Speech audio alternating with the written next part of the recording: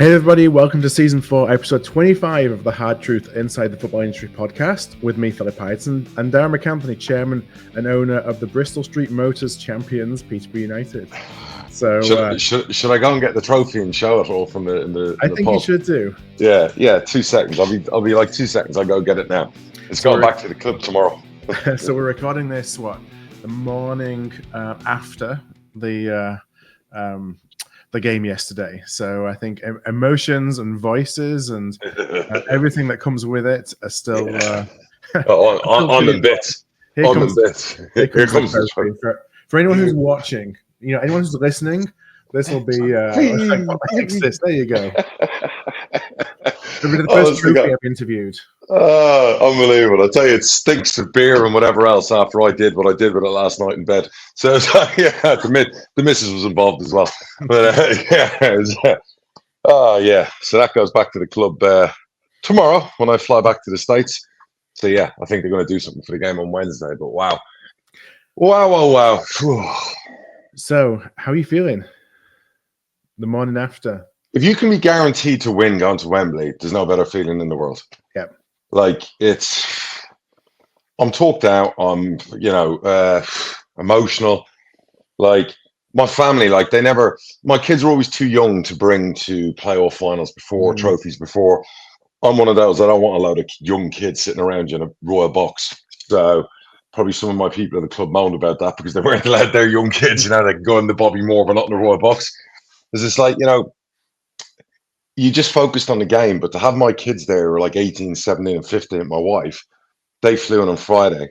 The whole build up to the game, it was just an unbelievable day. It was, I got to give props to the EFL, Sky, Wembley. They put so much effort into the game. It was 4 hours of TV, the media coverages. Even the day when Liverpool are playing Man United, the coverage was just second to none.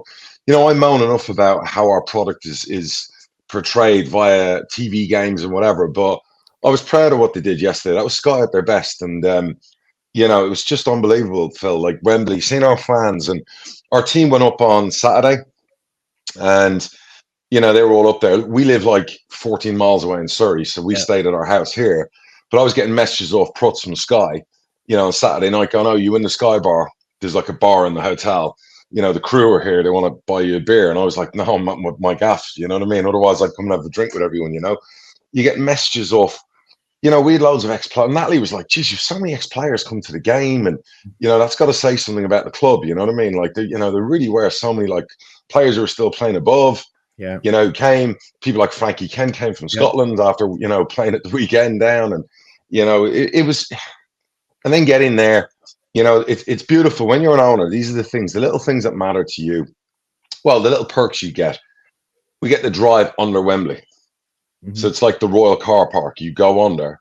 So you go through these barriers, you go under the stadium, you pull up, you have your car spot next to the entrance to the dressing rooms. You get in a special elevator, takes you all the way to the top to the Royal Box. My driver was like Rob, who's brilliant. We had another driver because I thought, I'd let Rob enjoy the day. Yeah. So we went like a Vito van. And it was like, he was like, I've forgot my train of thought there for a second. He was getting lost. We're in the car park going in and around and whatever else and getting stressed. And I was like, it's okay, let's just relax. But he wanted to leave here at 11 a.m. And I was like, we're going to get there so early. We're going to be first there. And anyway, we left at like 12 and we were still first there. We were like going to the royal room, massive big room with all the tables. So to get my kids to be able to go out and have a look and stand on the terrace, look at the pitch, experience all of that. And then everyone starts coming in. We were hosting like 60 people on our side of the royal box.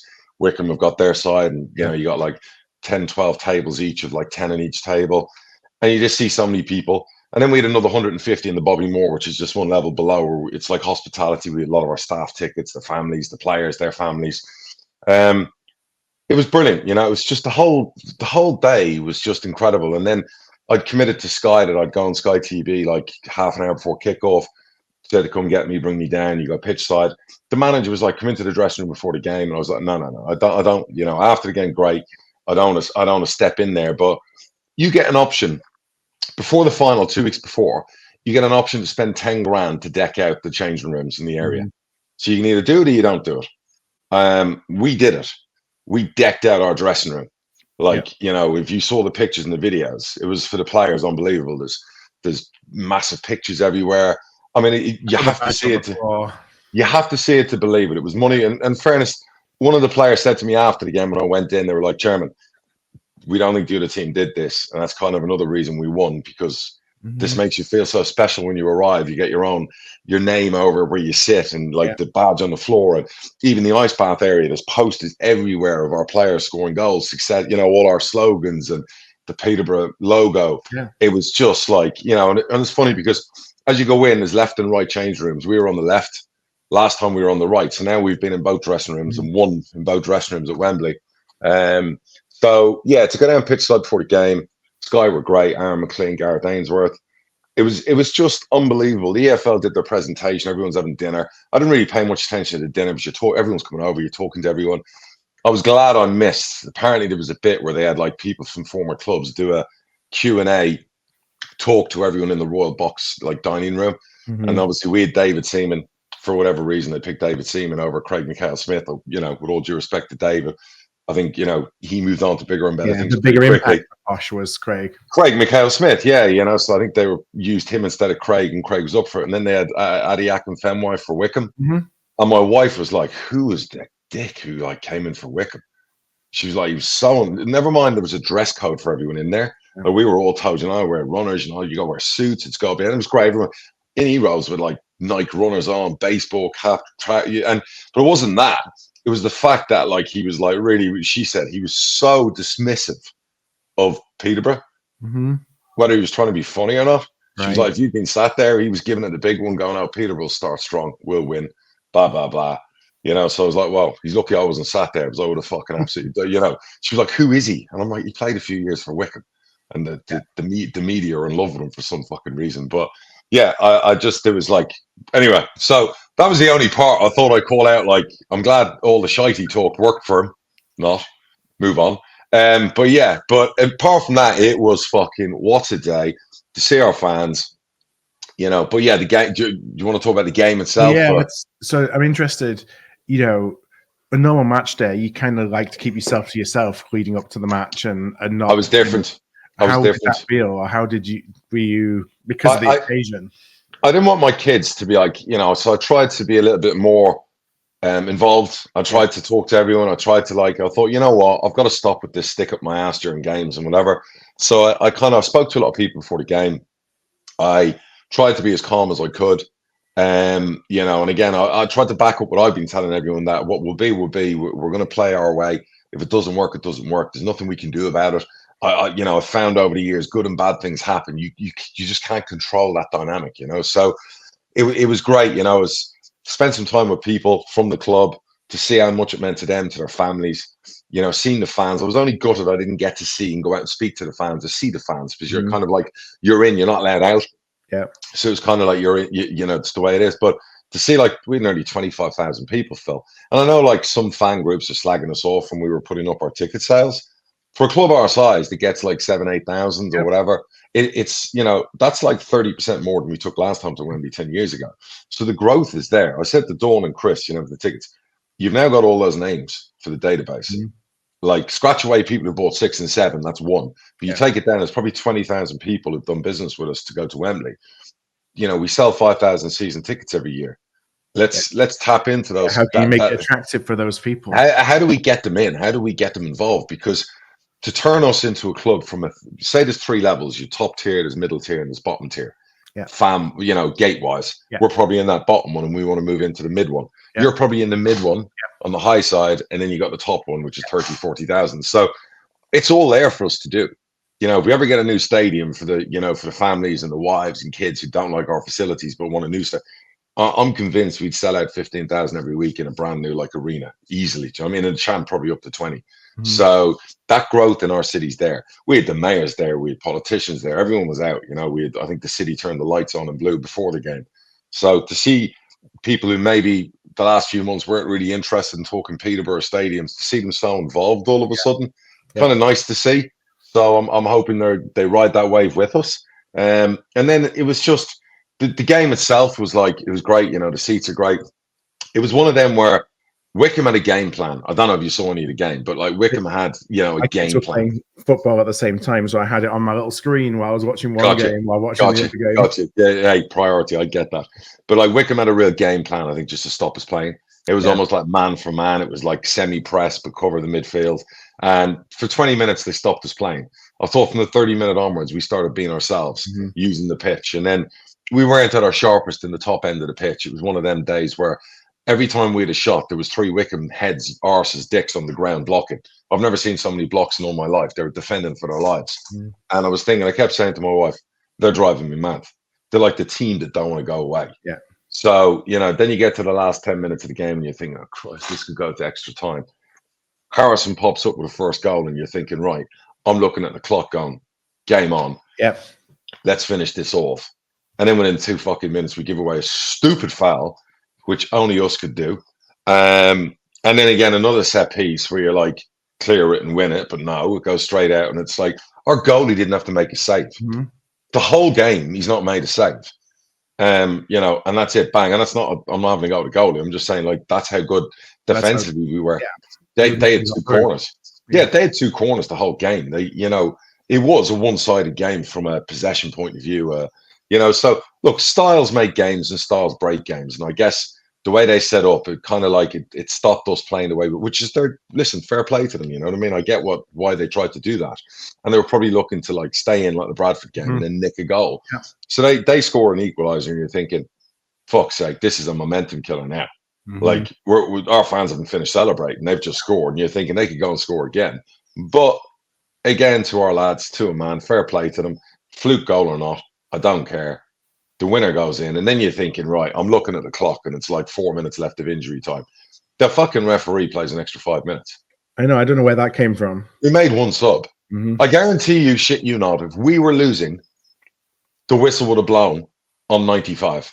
He wouldn't have played an extra 5 minutes. I looked at Howard Webb to my left. I think I shouted something along the lines, what's this clown doing? Like, I don't want to get in trouble with the referees. I think it was a little scrap, wasn't there? That was probably a 30-second to. I actually said to him when he came up in the box to get the medals, "What are you doing? Like, with all due respect, if Wycombe had scored, like, what's the justification? There was no injuries. There was no. They put 5 minutes up. We scored a minute later. We celebrated. We made a sub. It wasn't 5 minutes extra.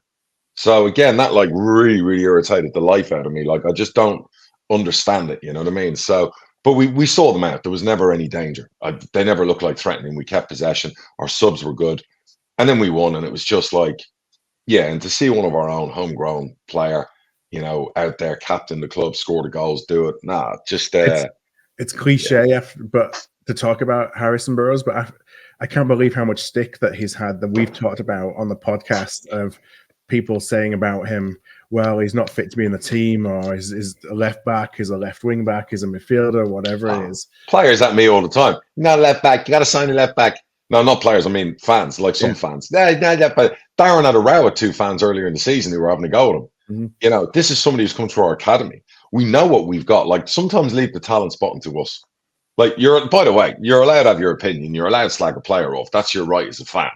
But like, sometimes you got to look at yourself and go, if you want to do it to a 29-year-old, you should know better over a 20, 21-year-old. Well, that's a different story. But the one thing I've known about our fans is we had that hiccup early in the season where Darren fell out with a couple of fans early on, but we rarely had that this season. Our fan base and our support base has been behind the players, even when the players have shit the bed. Even when the Carlisle and Good Friday, I fly over. Yeah. Nobody, the bookies probably shit themselves. Whoever put a bet in Carlisle stuffing the life out of us at our place, that's a shocker. Yep. I almost wanted to come out and say the players had been food poisoned. It was that much of a shock result.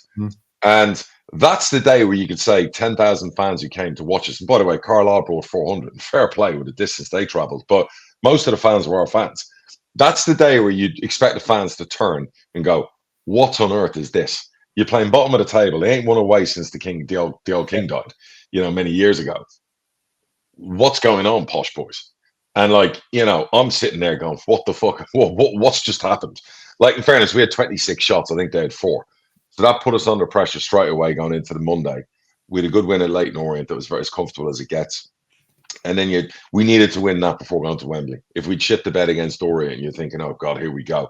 Now you're under pressure. But my point is the fans have stayed with us. Bar that little incident earlier in the season with Harrison, it just shows you when you get behind young players. Like, the next one we've got is James Donnelly.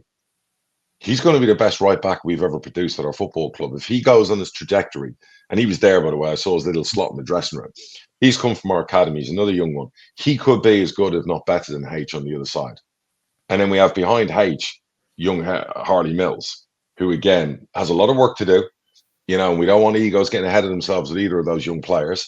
They got to earn the spot and get into the team, but they'll be given a chance. And they both have a lot of talent to be great fullbacks. Once I've sold Harrison for 6 to 10 million to somebody. Do you know what I mean? So they come from the academy. So I was really happy for Dan, who runs the academy, and all his staff and players, to see Harrison do that, to captain your club at 22, to score the goals, to be man of the match. I just put a thing up earlier. I think he's got 25 goals and assists in 50 games this season.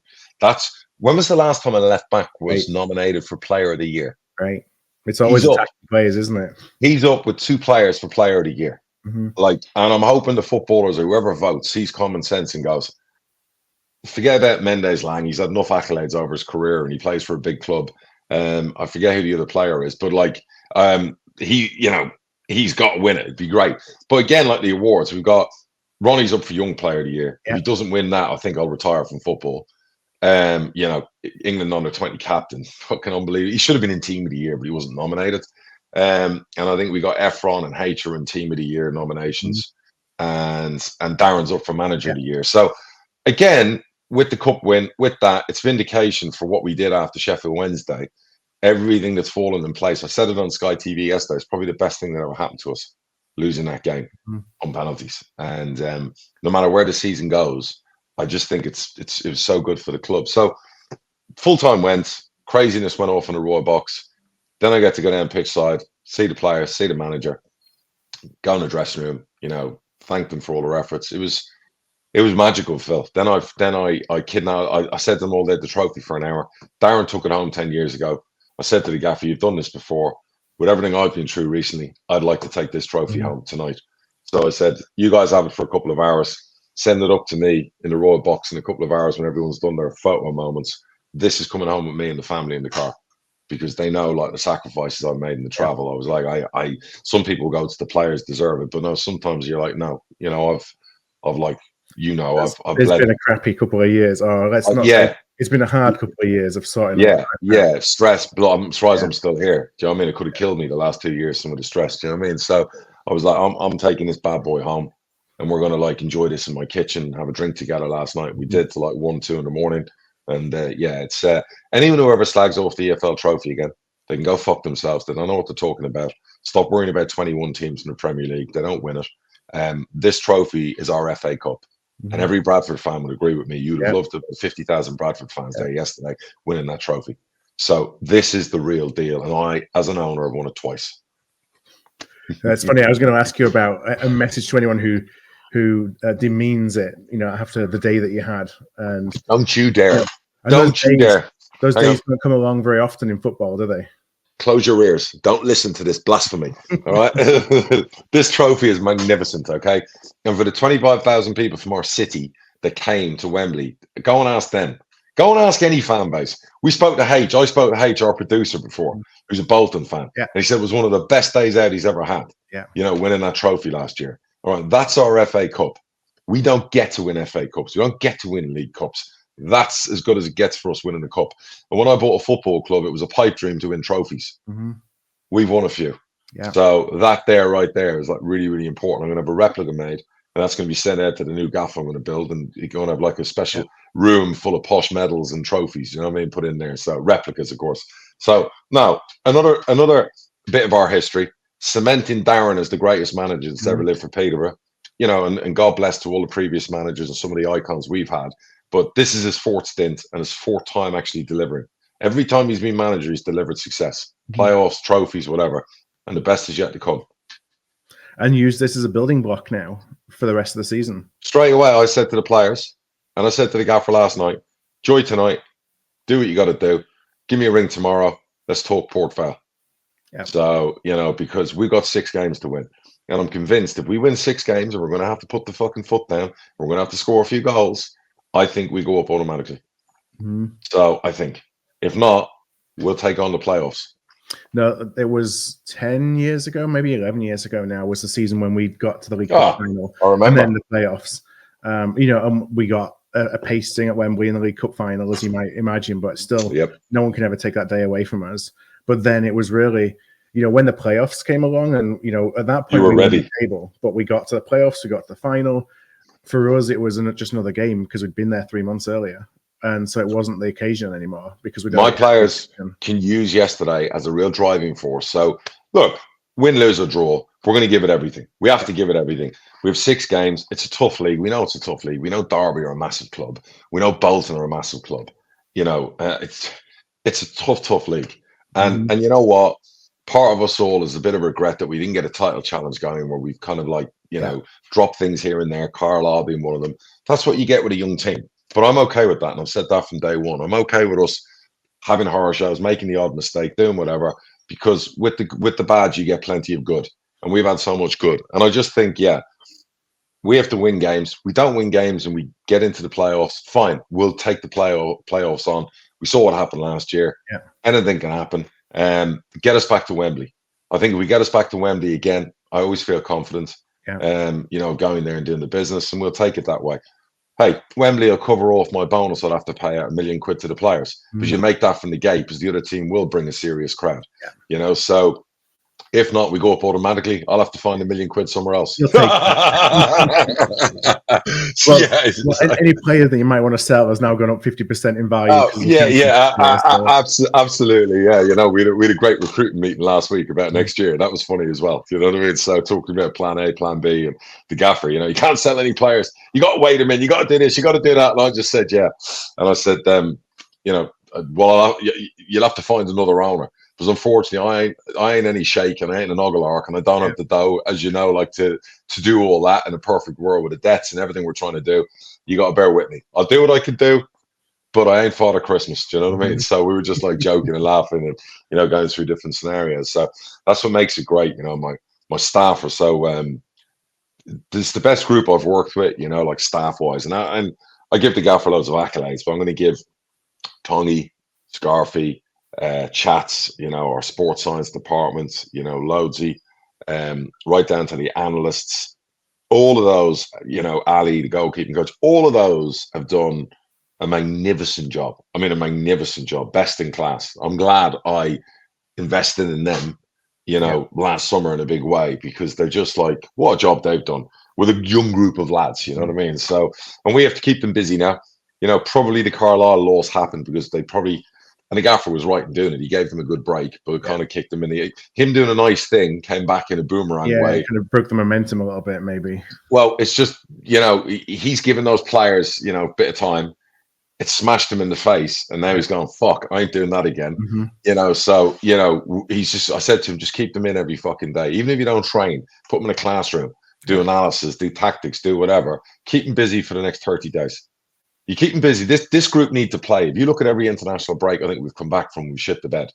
Young people need to be kept busy. They need to be stimulated. If you don't stimulate them and keep them busy, this is what happens. And by the way, that's not, I don't want any negative headlines for anyone listening that I'm slagging the team off or slagging the manager, because that's not what we need in the running. Even our media, we all need to be in together now. It needs to be just positive affirmations, back the players. That's what we got to do. But I'm convinced we keep them together and keep them busy. I think they're in today recovering from yesterday.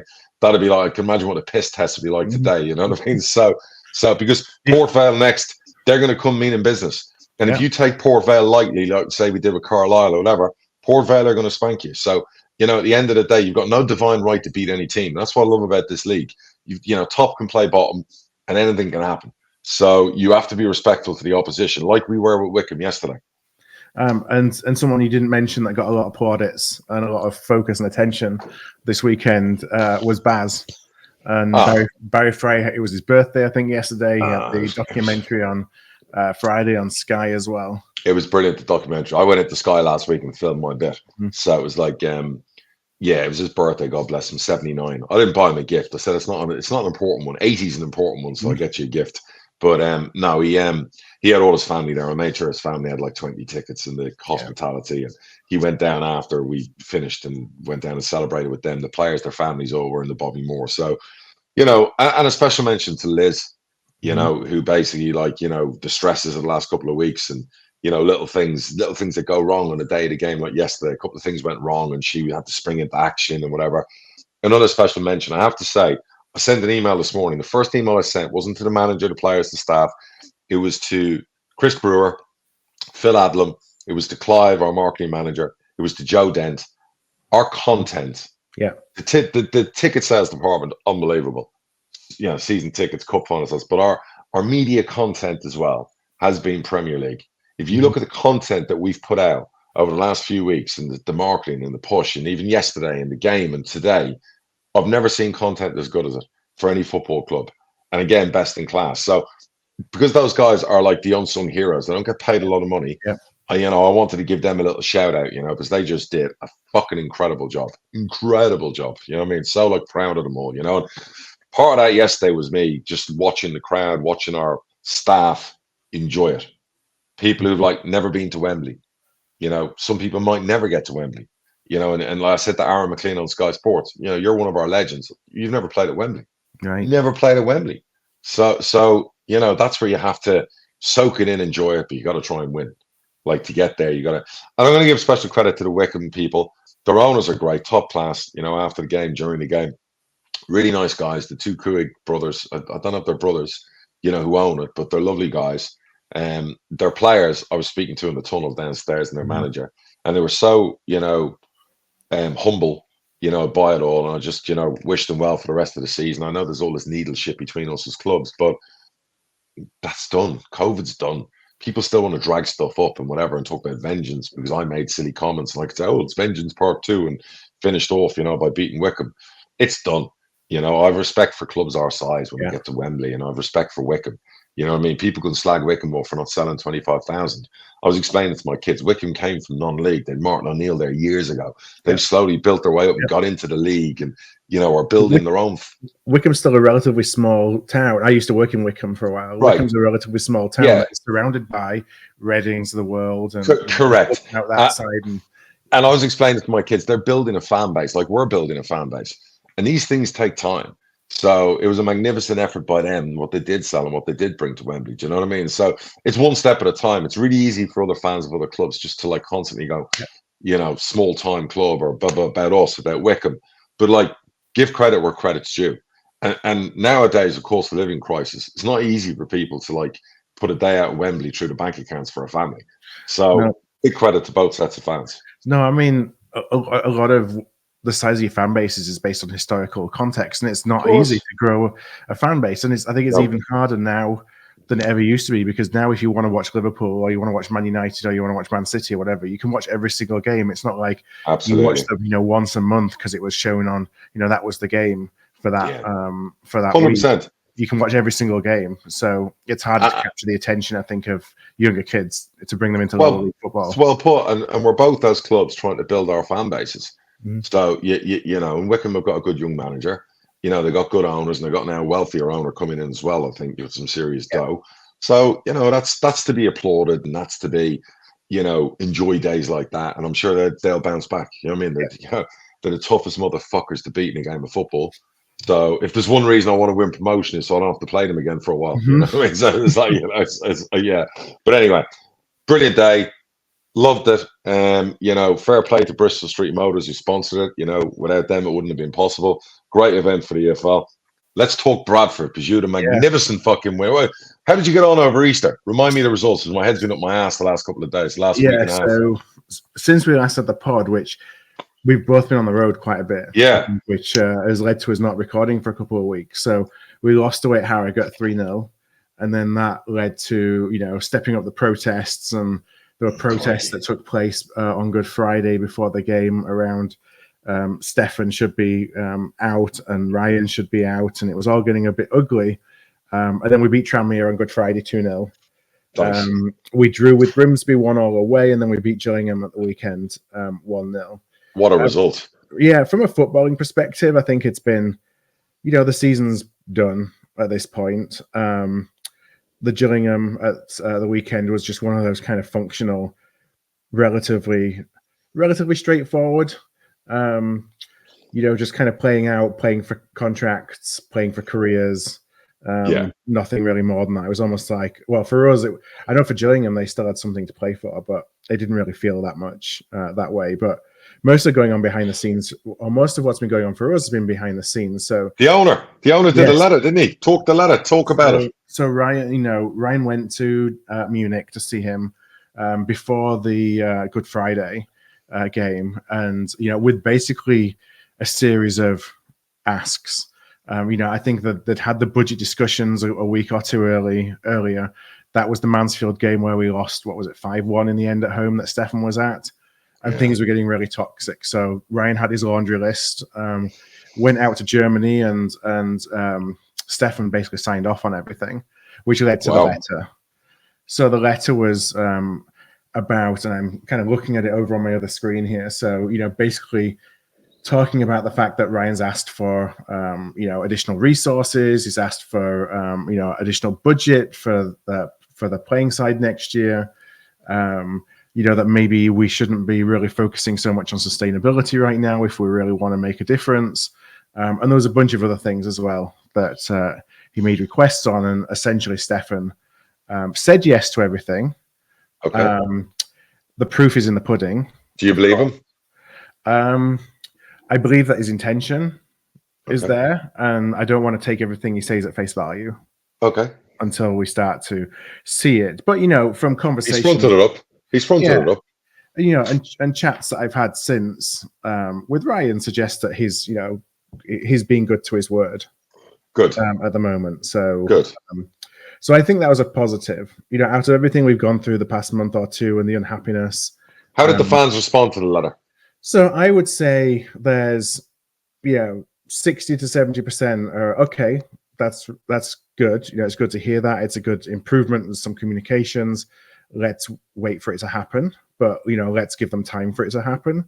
And then, you have your 30% who are, I don't care what they say, they should get out of our club. Right. And so I think that's broadly been the split. Season ticket sales have been stronger than they expected and anticipated given the season they've had. Wow. They after a few games when things were really bad, they fell off a cliff and then just started picking up and had a really busy week or so. So I think we're in a better position than they expected for renewals. The renewal deadline was yesterday, at least to keep your seat. So I think that was pretty positive. We brought in David Sharpe. Was it last week? I saw Sharpie's back. Yeah. He's bouncing a bit, hasn't he? Where has he been? Mansfield? Where else was he? So he was Wigan before that, then he was Mansfield, and then he left football for a few months after Mansfield. I guess they got a family business that he needed to go and spend a bit more time in. And so his role, it's funny, when you read the letter and there's this, they talk about investment on the footballing side of the business, everyone jumps to conclusions that, it's going to be director of football because director of football is what we need. Director of football we're never going to go for a director of football. But David is like that middle, like halfway between football administration and director of football. So his role is head of football operations. Okay. So it really means supporting the head of recruitment, supporting the manager, working on the contract side of things, kind of greasing the skids, if you will, with some of the agents, but not necessarily being in control of the footballing direction of the club. So who signs the players? So signing the players at the moment, it's still a manager. It's a manager head of recruitment. Okay. He's still basically the same guy who's put the current team together. Mm-hmm. Okay. So and so obviously this current squad's not fit for purpose. There's a lot of people that want the head of recruitment out, as you can imagine, just because of the league position. Sure. I try and give him the benefit of the doubt that he has been identifying players to order from the manager. Sure. And because I think that's pretty much how we do it. It's not necessarily, and we've talked about this on the pod, it's not, here's a philosophy, I found somebody that fits that philosophy. What do you think of him? It's more, I want this player, these characteristics, go and this is what I'm willing to pay him out of the budget. Go and find me somebody that you can. So until you kind of have a head of recruitment who is truly in charge of footballing philosophy, I think it's hard to put all the blame on the head of recruitment. But I would imagine he's still got a relatively short. If we're in this position this time next year, I would be surprised if he's still around. Yeah, that's a point. So does the manager survive? I think the manager survives the summer. Okay. So the manager gets chance to build his own squad over the summer. And then, history has shown us that the manager does that, and then we have a poor start to the season, and then the manager gets sacked and you're back at square one again. So, I guess it will depend on how the season starts. But he'll get the chance to build. He'll get another window. Okay, interesting.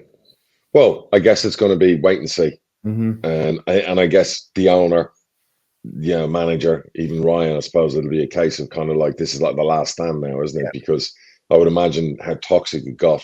I'm not sure everyone could last another bout of toxicity like that, because I've never seen Bradford fans as angry, recent history as the last few months. So hopefully all goes to plan for them. Yeah, and I don't think the anger is, like I said, there's a proportion of people who it doesn't matter what they do, that it's past the point of no return for this regime. So, and understandably, results have not been like you would expect for results, but not for a club your size.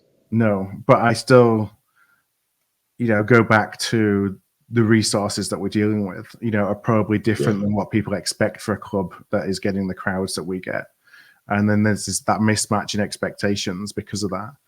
On the other hand, there's teams that spend a lot less money, invest a lot less money in wages than we do, who are far more successful than we've been in that league. Yeah, with gates of 15,000 plus in League Two, if you even are self-sustainable, you should have a top 6 football club. Yeah. If you're spending that money correctly, that's been generated and it's enough. Like we've never had that kind of income generation from those kind of, but give me that wage bill to put together. You've got to be able to put together a top 6 side. I don't care who you are. So that's got to be the dead cert every year. Yeah, we were by the end of this season, we were probably top 10 budget. We started playoffs, then others invested where we didn't the rest of the season. So we're going to end out about top 10. Now, from a turnover, they just released the accounts as well, and I'm seeing if I can get the exact numbers here. Looking at the website, but it's something around 8.6 or 8.7 million in turnover. This is for the playoff season last year. That's a lot more than we ever brought in League Two. Yeah, it's the highest it's the highest turnover ever outside the Premier League. Yeah. Well, I'll put it this way: if Crewe and Barrow can be up there competing for promotion, Barrow weren't they, as well as Crewe? If those two clubs, the size of those clubs with their gates, can be in the top 7 for a large majority of the season, a club like Bradford have always got to be up there. Yeah, let's see. So 8.5 million revenue, about sustainable, about 300 grand loss, and I think it's 3.7 million on all footballing costs, wages and all the associated costs that came with that. That was last year, and from a budget perspective, on the playing side, I think we're about the same, maybe a little bit less this year when the numbers come out for this year. Yeah. So. Yeah, absolutely. So look, let's obviously hope, things change, and whatever, because you always got to be an optimist, haven't you, going into a new season. So have a great finish to this season, try and finish top 8, top 9, again, and then go, right, here's the progress. Next year. Here's the progress. Here's what we're doing. Let's get going early. And if they got Sharpe on the case, hopefully he can help and he can bring something. Nice guy. Have a lot of time for him, a lot of respect. So, maybe I'll get him, try and get him on the pod. So see if we can have him on the chat, what I mean, and something new. And so while you're winning the EFL Trophy, Man United, Liverpool. That's the title for the thing, by the way. Cup champions for the podcast. Sorry, Well, somebody told me the game. I was at Liverpool. For fuck's sake! Yeah. Apparently, there was another fan who was watching it in the table next to me. And he was like, "We should be like 5-0 up," and I'm like, "Yeah, but the problem is we don't keep clean sheets." Mm-hmm. We cannot. I watched this against Sheffield United. We cannot keep clean sheets. And my biggest question mark is, if Konate is fit for the bench, why is he not fit for your strongest 11? And I say, man, I'm Jurgen Klopp's biggest defender. I said without him, we wouldn't be top four and never mind competing for a title with the squad we've got. But like, you got to play your best players. You've got to play your best players. I'm watching Canady go abroad and play for France. Then he comes back and he's on the bench. I mean, we all knew that he was slightly made of glass when they signed him. There was the one question mark over him. And unfortunately, he never plays, I think, 50 games a season. He's a little bit like a muscle injury. He's out, you know. But like, if he's on your bench at Old Trafford, you know, Quanza's had a great season. But you have to play your strongest 11. If everyone in Liverpool is a fan, a staff member says, what's your strongest back line? Konaté's in that back line with Van Dijk. So, again, the question is, and then you talk about our forwards. Salah's dropped off the last few games watching him. I don't know what that's about. Nunez needs to obviously convert more, and Diaz needs to convert way more. I know he scored, but like, you know, our front line should have 15 goals, 15 assists minimum each. Salah always leads the way in the 20s, but the other two have to be up there as well. Missing Jota. I've seen the highlights of the game. It's a game that Liverpool should have won comfortably. They should have beaten them in the FA Cup, should have won yesterday comfortably. Man City will win the league. I've said that all along. I'll stick by that. What are your odds for Liverpool? Don't love them. I don't think he's got a great record at Old Trafford or at Everton. We still got to play Everton, I think, away. I look at some of the games. I don't, because we don't keep clean sheets. The one thing Arsenal have managed to do is keep clean sheets. They've scored a lot of goals. They've kept clean sheets. I don't think we keep clean sheets enough. It doesn't help that our back four changes every other week. We've got a different goalie in again because obviously Alisson's injured. He's playing games with Konaté and Quansah. He's then with Bradley. You know, you got Joe Gomez playing left back sometimes when we've got a fully fit left back again. You know, it's like, I don't know how many times the back four's changed this season. You know, if we'd had a settled back four, do we keep more clean sheets and the goalie fit? Who knows? But we've picked up far too many injuries this season. It's a miracle we're still in the title race with the few games to go. With the amount of injuries. Never mind replacing Jurgen, I'll be looking at the whole sports science department in the summer because they've had way too many injuries this season. And a lot of it's the same players a lot of the time who never seem to play a full season. You could throw in our goalie in that. You know, obviously, you know, you look at Curtis Jones never plays a full season. Jota never plays a full season. There's a lot of players who never quite do the hard yards in 50, 60 games. If Liverpool could fix that, they got one of the best, strongest 11s in the league. But I would love for Jurgen to win that league title. I think yesterday was a big blow. So let's see. I just think Man City will win the league. I'm watching the documentary they've got on Netflix at the moment on their treble-winning season, and everything about them is just like this time of the year, foot down, win, win, win, win, win at all costs. And yeah, Liverpool, if they finish, you know, second, third, they have to win the European trophy to make it worthwhile this season. We got thrown out of the FA Cup. To make this a phenomenal season in Jurgen's final season, if they don't win the league, they have to win the European trophy they're in. So that is so important now. But I can just see it's going to be one moment. I thought I was on Talk Sport last week. I said it might be three teams on the final game of the season vying to win the league. I just don't see it. But the one thing Liverpool might need to look at is they might need to, with a new manager next year, look at, do you cash in and Gapco and Diaz and bring in one centre forward for them two? A centre forward who can play 50 games and who can actually score 25 plus goals. Because neither of them are going to score 20 goals in the season. No, I feel Nunez like is fine. And you don't have a talisman. No, Salah's great. You know what you get from him, but he's getting older. You can see that now. You know, Nunez, love him to bits. You know, again, Jota will not play a full season. Don't think he ever has since he's been at Liverpool. They need a talisman, another attacking player who can score 20 goals and can play 50 games. They probably didn't think they needed that because they got 5 forwards, but they might end up losing the title from not being clinical enough on that end of the pitch and not keeping clean. But you can put the clean sheets down to the injuries at the back and the defensive changes. So we need Alexander-Arnold back as well. So yeah, all those things. But listen, it's been a great season. You just want it to finish better. But I think Man City all day long. Well, I think I read that there's never been a last day of the season where 3 teams could win the league. So if we get to that exciting, I don't think we will. But but we'll see. And then on the other side, I hear that Everton, there's a decision around docking Everton more points that's potentially imminent, which just, we've talked about it on the pod before about penalties defining promotion and relegation. But I mean, I hate it. We spoke on Talk Sport about being a luxury tax instead.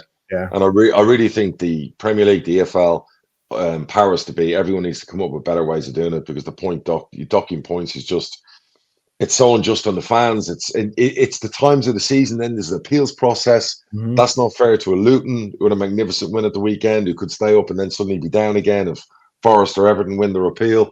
I'm not a fan of it, so I think we need to clean it up. Yeah, it feels a little bit like the VAR on the field where someone scores and you're not sure if it's going to be given or not. This is like a bigger version of that. You get your points on the board. Correct. You're not sure if you're going to keep them or not. Yeah, that's exactly what it feels like. So, yeah, so what else we talking about? Championship. Obviously, Leeds lost, Ipswich lost, Leicester won. That's incredible. That could go to the final thing of the season. Coventry, the fucking brilliant win. So I'm hoping, because I really like Coventry and their owner, I'm hoping they gate crash the playoffs. I think they're the team that gate crash the playoffs. They could win them. Obviously, Rotherham got relegated. Yeah, and then the battle above them is just incredible. I've never seen how many teams are within 5 points. I mean, it's 6, 7. Yeah, we have Sheffield Wednesday in 23rd on 42 points, and it goes up to 15th at Swansea on 47 points. So wow, 5 points between 15th and 23rd. Wow. And then you've got, obviously, unfortunately, Carlisle got relegated from League One. I think they'll come back stronger. In the Championship, I saw Sammy Szmodics as well was nominated for... Has to win. They can't go giving that to Dewsbury Hall or whatever else. They've got to give it. A player who scores 30 goals in the season for a team that's been bottom 6, bottom 7, he has to get that award. Got to be player of the season. I also want him to win it because I think we get 100 grand if he wins player of the year. And I see that there's rumors starting around a potentially next destination for him as well. So 100% that sell-on fee deserves a move. His stage in his career is at the peak of his powers. It would be great to see him get a £12+ million move to the Premier League. Yeah, 100%. And you will step in and help Blackburn negotiate that. Absolutely. And another one. Yeah, he was messaging me this morning, Sammy, about the cup final yesterday. So I just said to him, be delighted for you. Win that award. Get to the Premier League. Proud of you, my boy. Proud of you. Let's see what else is going on in League One. Actually in Championship, Plymouth, they sacked Ian Foster. And by the looks of the reaction to that, it was one of these, let's try and bring somebody in who's unproven. And I don't want to say hope for the best, but we talk. I think that what Kieran McKenna is it that Ipswich, what he's done has led to other clubs then going down that line of looking and thinking, maybe we'll give managers like that a chance. And so that point was brought to me by Gareth Ainsworth when I was speaking with Sky yesterday. He was one of the panelists, and he said to me, he said, so why aren't you back at work? And he said, well, everyone's flavoured a month the last 12 months has been under 21 managers. Yeah. He said Kieran McKenna's come in and done this unbelievable job, and then it's right, that's the new model. Yeah. We need 21 managers from the Premier League. We need English under 20 managers, under 18s. And he said, so I'm kind of waiting for that wave to die down and then go again in the summer, because he's an accomplished manager, Gareth. So I'll be amazed if he's not in the running for some jobs. So, but you're absolutely right. Yeah, I mean, a lot of these under 21 coaches have shit the bed, and whatever. But look, Plymouth are well run. I expect them to stay up. They had a really important win against Rotherham, so I do think they will stay up. Yeah, and you talked about the games in Port Vale. I mean, Port Vale are fighting for their life. Yeah, you've got Fleetwood, I think, in a week or two as well, who are fighting for their life. Yep. And you got Oxford, who are trying to get and remain in the playoffs. So there's no easy. I mean, it's cliche. We talk about it all the time, but everyone that you've got coming up in the next 3 games or so are all fighting for something. Yeah, no. Listen, we could be playing bottom like we did against Carlisle, or we play top. It doesn't matter. Like Leyton Orient were top 9, we beat them. Carlisle were bottom of the league, we lost to them. You are going to see funny results. So if our players aren't switched on, they're going to have problems. We know we can beat anyone on our day, but we have to make sure our next 6 match days we are on our day, and we have to win those games. And then we have to pray that one of those teams causes an upset against Derby. Because we win the 6 games, that would include beating a very mighty Bolton side, so that takes care of that. So we know it's a tough task, but it's not impossible, and we're well within the realms. We could do that, and we have to score some goals because of the goal difference with Derby. So they're all the challenges you've got. So League One's fascinating. There's a lot of teams down there fighting. There's a lot of teams up the top fighting. So yeah, incredible. And League Two is even more League exciting. Two is close as well. Yeah. So in League Two we have Mansfield dropped out, didn't they? Yeah, Stockport have really stepped up the last week or so. They're up. They are now 4 points clear at the top. Yeah, and they're Mansfield have dropped down to 4th. MK Dons have snuck up into that 3rd spot, but they played a couple more. So there's still 3 points between 2nd and 4th. It looks like Barrow in 5th, they're too far out, really. But 2 of Wrexham, MK Dons, Mansfield to join Stockport. And by the way, massive kudos to the Crawley manager. I said when we played them in the EFL Trophy, they play great football like we do. They're brave, they're courageous, they try and dominate the football. You know, that was a possession game probably where we came out on the wrong side for the first time this year.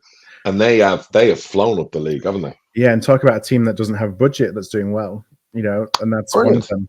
Brilliant. And their owners got a lot of shellacking, didn't they? But I mean, brilliant. You know, their manager has to take a lot of credit. So fair play to them. I couldn't pick. I hope Mansfield get back up as they've had too much heartbreak. So I need Mansfield to get in the top 3. I don't know. And also I think we have 25 grand on Pimmy there as a promotion bonus. So, you know, we need all those little add-ons floating in. So I couldn't call it. I tried to look at Bradford to see if they won their games, could they mount a late, but there's just too many teams, I think, in front of you. Yeah. If we're in 8th with that gap, then you might say, you know, stranger things have happened, but there's too many other teams that you've got to get one over there as well. And massive congrats to Chesterfield. I think we didn't we recorded after, we haven't recorded since they've got promotion, but you know, they've won promotion basically in March. So, you know, after their disappointment as well, fair play to them, fair play to Paul Cook, everyone involved, you know, and then good luck to Barnet in the playoffs. Yeah. So I'd like to see Barnet win that. I'm hoping that Halifax hold on. Halifax are in 7th at the moment, so the last spot in that kind of second tier of playoffs. Because, you know, for us, I know there's some kind of fake rivalries, I think, between Halifax and Bradford because they're so close to each other. Fair enough. Fair enough. I've always looked at Halifax as a team that I'd like to be, back in the EFL if they can get there, because they've gone through a lot of hard times and bankruptcies and reforming and things. Yeah. So no, it's interesting because David Stockdale was on. He does the recruitment for York. I think, you know, their owners having a real go, and I think they're they're like down the bottom fighting. Yeah, so they're 19th, but they have turned that around. It was looking, because they only just got up from the Northern Premier. It was looking pretty grim because their owner came out in the summer, I think, talking about what they're going to do. He's ambitious and he's putting his money where his mouth is, and I think he's trying, and he's got wearing his heart on his sleeve. So I'm hoping they stay up. David rang me because he was like, "Oh, 𝗛𝗵anga, you know, how much do you want from him?" I said, "Well, you're going to have to join the queue because really, he's a Golden Boot winner in non-league. If you want to get an instant promotion from non-league, he's going to score you 30 goals." So I said, "We're going to want a little bit more than what we paid for him." And I said, "Tell your owner to be early to the party in June, because I know even clubs who are going up to League Two and some at the bottom of League Two will want to buy him as well." He's gone along to Boreham Wood and he scored a good few goals. He's prolific at that level. So I said, be early to the party and tell your owner, put his money where his mouth is. So he's still got it in him then, you think? Who, 𝗛𝗵anga? Yeah. Absolutely. He could score in League Two. Non-league, he scored 25 league goals. He just had a bad run with us and Fleetwood. And he's gone out to Boreham Wood. He's scoring goals again. He's got a goal every other game. He's going to keep them in that league. He's young enough. He would score, if Bradford had the money to buy him, and they don't, he would score 25 league goals in his sleep for Bradford. In his sleep. So he just needed to play. And now he's playing again. You know, there's a reason we bought him. Right. You know what I mean? And whatever else. All of League Two and half of League One were after him when you bought him. Because correct. Correct. And I promise you, there's a list of clubs that will want him in the summer. You know, I think we paid 280 grand for him. So I said to David, 300 and you're getting basically a Golden Boot winner. Yeah. So guaranteed. You go to the bookies and put odds on him. If he was in National League, Golden Boot winner next season. And that gives any team a chance to win promotion and wants to get back to the Football League. If he was in League Two, I would have a bet, not Golden Boot winner, but he would score 20 league goals minimum. Do you know what I mean? So, you know, those things, they're not cheap and he's still young. So, so there's my bit of marketing for a player with goals. Take it to the bank. It's interesting when you look at National League and how it's probably going to pan out next year in terms of, yes, I mean, it's probably between Southend, Forest Green, Colchester, Sutton and Grimsby. But, you don't look at it necessarily and say there's a Chesterfield there or there's a Notts County there Southend will be the dominant force next year. I think so. They've got new owners. They've had a really good run late in the season. Southend will be there. And they're another one who want a goal scorer like our boy. So it's going to be competitive. All right. Well, let's wrap things up. Great. I'm going to go have a shower. I'm absolutely bollocksed. So, like I said to you, the family's just gone to the airport. I fly home tomorrow. Got college visits this week. I'm off to Auburn. So on Thursday. So in Alabama. So looking forward to that. And hopefully get back across to the Posh in a couple of weeks. Let's all go. Oh, good, all good, all good. Yeah. We are the champions. Anyway, well, enjoy 1 or 2 last hours with the trophy there before you go. Correct. It's gonna go all right. We give it one last kiss for the fans out there. God, I'm gonna have to get dead all on that. Anyway, so love you all. Thanks for listening. Appreciate all the support and messages. Even the Bradford fans, we've had loads of the message. People who've listened to the pod who aren't Bradford Posh fans. Phenomenal support. Love you lots, all of you. All right. Well, we'll talk to you again real soon. But thanks again for joining us, for listening in, and we'll be back. I would imagine next week, but we'll work on our schedules, make sure that happens. Correct. All right. Take care, everybody. Bye, guys.